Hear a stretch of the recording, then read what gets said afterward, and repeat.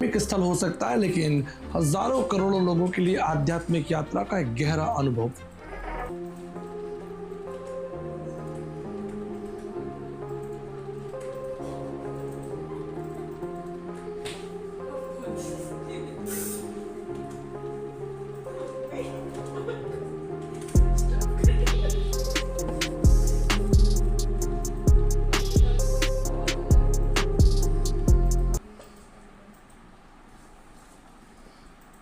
कुंभ 4 प्रकार के होते हैं: कुंभ मेला, अर्ध कुंभ, पूर्ण कुंभ और महाकुंभ। पौराणिक विचारधारा के अनुसार कुंभ की कथा एक बहुत प्राचीन है। कहीं दूर आकाशगंगा में समुद्र मंथन के दौरान अमरता को प्रदान करने वाला एक कलश निकला। इस कलश के लिए राक्षसों और देवताओं के बीच भयंकर युद्ध हुआ। अमृत कलश को राक्षसों से बचाने के लिए कुछ शक्तिशाली देवताओं ने कलश की सुरक्षा की, जिसमें बृहस्पति, सूर्य, चंद्र और शनि थे। ये चारों देवता असुरों से अमृत कलश को बचाकर 12 दिन और 12 रातों तक भागते रहे। ऐसा माना जाता है कि 4 जगहों पर इस कलश को रखा गया: हरिद्वार, प्रयागराज, उज्जैन और नासिक। कुछ दार्शनिकों का मानना है कि इन 4 स्थानों पर अमृत कलश से कुछ बूंदें गिरी और इसी के लिए इन 4 स्थानों पर कुंभ मेला मनाया जाता है।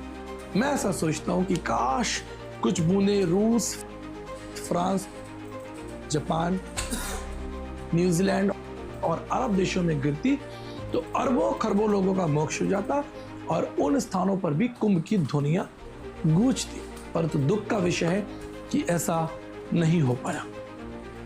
कुंभ मेले का मकसद श्रद्धालुओं को आत्मशुद्धि का मौका देना है। मान्यता है कि कुंभ मेले में स्नान करने से पाप धुल जाते हैं और मोक्ष की प्राप्ति होती है। कुंभ मेले में साधु संत, गुरु, भक्त एक साथ आते हैं। भक्ति, ज्ञान और सेवा का आदान प्रदान होता है। कुंभ मेला कल्पवासियों, साधुओं और आगंतुक और मोक्ष की इच्छा रखने वाले हजारों करोड़ों लोगों का एक विशेष समागम है।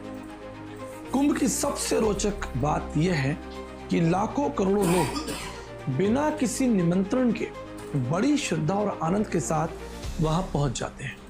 प्रिय मित्रों, मृत्यु का भय मनुष्य की सबसे बड़ी चिंता है, जिसे निकलने के लिए हर धर्म में और हर संस्कृति में एक प्रयास देखा जाता है। कुंभ की संपूर्ण कथा एक सांकेतिक घटना है, जैसे असुरों और देवताओं के बीच भयंकर युद्ध, सांप का रस्सी बनना, कछुए की पीठ पर मंथन होना और देवताओं का कलश लेके भागना और कलश को प्राप्त करने के लिए राक्षसों का उनके पीछे भागना। इसलिए कथावाचकों ने हम पर यह भरोसा जताया है कि हम उस कथा का भावार्थ समझें। इसलिए कुंभ एक प्रतीकात्मक घटना है जो मनुष्य के जीवन और मृत्यु के संघर्ष का एक दार्शनिक उदाहरण है। आपको एक और रोचक बात बताना चाहते हैं कि देवताओं और राक्षसों के इस समुद्र मंथन के दौरान कुल 14 प्रकार के जो रत्न हैं वो प्राप्त हुए। हलाहल विष, कामधेनु गाय, उच्च श्रवा घोड़ा, ऐरावत हाथी, कौस्तुभ मणि, कल्प वृक्ष, रंभा नामक अप्सरा, देवी लक्ष्मी, वरुणी अर्थात मदिरा, चंद्रमा, परिजात वृक्ष, पांचजन्य शंख, धनवंतरी और अंत में अमृत कलश की प्राप्ति हुई।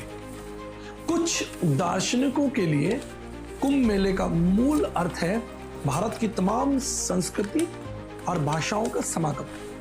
कुंभ की एक और रोचक बात यह है कि सभी पृष्ठभूमि के लोगों को अपनी ओर आकर्षित करता है, चाहे वो संत हो, राजनेता हो, गरीब हो, धनवान हो। हमारा मानव शरीर भी किसी कुंभ से कम नहीं है। इसमें 206 हड्डियां, मांस, रक्त, दिल, दिमाग, किडनी, फेफड़े एक साथ काम करते हैं और जीवन को प्रकट करते हैं। श्रद्धालु मानते हैं कि कुंभ मेले में स्नान करने से मनुष्य सभी पापों से मुक्त हो जाता है।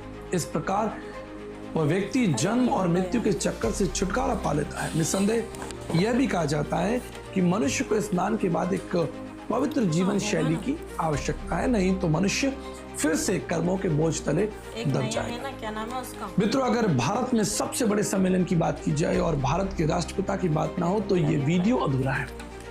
1925 में महात्मा गांधी को हरिद्वार में आयोजित कुंभ मेले में आमंत्रित किया गया था।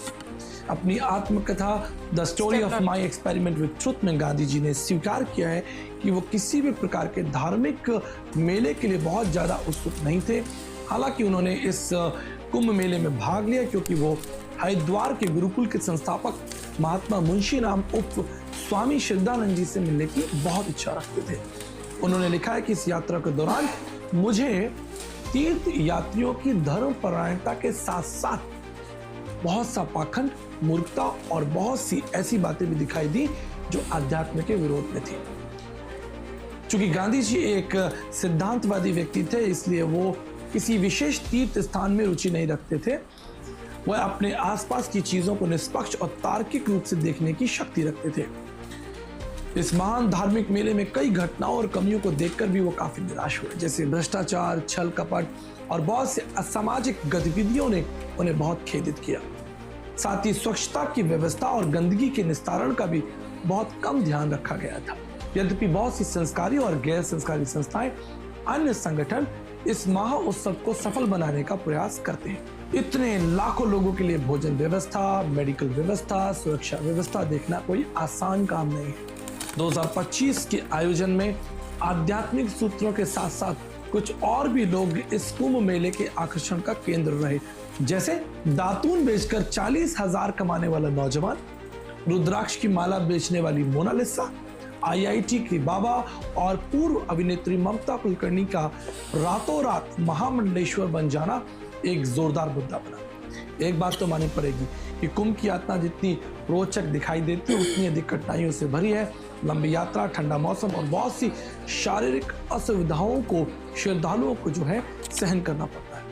हाल में अचानक भगदड़ में बहुत से श्रद्धालु मारे गए, इसका हमें बहुत खेद है। साथ ही बड़ी हैरानी की बात यह है कि बहुत से मुस्लिम समाज के लोगों ने इस हिंदू महासंगम में अपना हाथ बढ़ाया, अपने घर और मस्जिद के दरवाजों को खोला और प्रेम भावना और इंसानियत का परचम लहराया, जो हर धर्म की बुनियाद है। मित्रों, डुबकी लगाकर श्रद्धा से स्नान करना न केवल भारतीय संस्कृति का हिस्सा है, परंतु बहुत सी प्राचीन एशियाई और यूरोपीय संस्कृतियों में इसकी झलक देखी जा सकती है। यहूदी लोग जब 430 साल की गुलामी के बाद वापस लौटे तो बाइबल के अनुसार यहोवा परमेश्वर की सहायता से 6 लाख पुरुष और उनका परिवार समुद्री मार्ग से पार होकर निकले, जिस बात का प्रतीक है कि स्वयं परमेश्वर ने उनका शुद्धिकरण किया। ठीक इसी तरह मसीह विचारधारा के अनुसार मनुष्य का यह मान लेना कि वो एक पापी व्यक्ति है और परमेश्वर दिखाई देती है उतनी अधिक कठिनाइयों से भरी है। लंबी यात्रा, ठंडा मौसम और बहुत सी शारीरिक असुविधाओं को श्रद्धालुओं को जो है सहन करना पड़ता है। हाल में अचानक भगदड़ में बहुत से श्रद्धालु मारे गए, इसका हमें बहुत खेद है। साथ ही बड़ी हैरानी की बात यह है कि बहुत से मुस्लिम समाज के लोगों ने इस हिंदू महासंगम में अपना हाथ बढ़ाया, अपने घर और मस्जिद के दरवाजों को खोला और प्रेम भावना और इंसानियत का परचम लहराया, जो हर धर्म की बुनियाद है। मित्रों, डुबकी लगाकर श्रद्धा से स्नान करना न केवल भारतीय संस्कृति का हिस्सा है, परंतु बहुत सी प्राचीन एशियाई और यूरोपीय संस्कृतियों में इसकी झलक देखी जा सकती है। यहूदी लोग जब 430 साल की गुलामी के बाद वापस लौटे तो बाइबल के अनुसार यहोवा परमेश्वर की सहायता से 6 लाख पुरुष और उनका परिवार समुद्री मार्ग से पार होकर निकले, जिस बात का प्रतीक है कि स्वयं परमेश्वर ने उनका शुद्धिकरण किया। ठीक इसी तरह मसीह विचारधारा के अनुसार मनुष्य का यह मान लेना कि वो एक पापी व्यक्ति है और परमेश्वर से प्रार्थना करने के बाद जल संस्कार की विधि के द्वारा ईश्वर में विश्वास करना मसीह विश्वास का प्रथम अध्याय है। प्रभु यीशु मसीह ने कहा, धन्य जिसने अपने वस्त्रों को धो लिया अर्थात अपने मनों को धो लिया, उन्हें जीवन के वृक्ष के पास आने का अधिकार मिलेगा। धन्य वह मनुष्य जिसका अधर्म क्षमा हुआ। और बाइबल के एक प्रसंग के अनुसार एक व्यक्ति था जिसका नाम था नामान कोढ़ी। प्रभु के महान दास संत अलीशा की बात मानकर यर्दन नदी में 7 बार डुबकी लगाकर उसने अपने कोढ़ से छुटकारा पाया। एक बार एक बुद्धिमान व्यक्ति जिसका नाम निकोदेमुस था प्रभु यीशु मसीह के पास आकर मोक्ष के विषय में पूछने लगे। प्रभु यीशु मसीह ने उसे उत्तर दिया, जब तक तू जल और आत्मा से ना जन्मे तू मोक्ष को प्राप्त नहीं कर सकता। स्वयं प्रभु यीशु मसीह ने भी जल संस्कार की विधि को लेकर इस बात की पुष्टि की कि ईश्वरीय मार्ग में शुद्धिकरण का स्नान एक महत्वपूर्ण प्रक्रिया है। शुद्धिकरण का स्नान एक धार्मिक प्रक्रिया जरूर लगती है, परंतु आध्यात्म के मार्ग में इसका एक गहरा स्थान है और प्रत्येक भक्त को इससे होकर गुजरना होता है। मित्रों, जाते जाते आपको ये बता देना चाहते हैं कि बिना पश्चाताप के पानी में कूद जाना कितना लाभदायक होगा, इसका फैसला आप स्वयं करें, क्योंकि प्रभु यीशु मसीह ने कहा है, जा फिर पाप ना करना।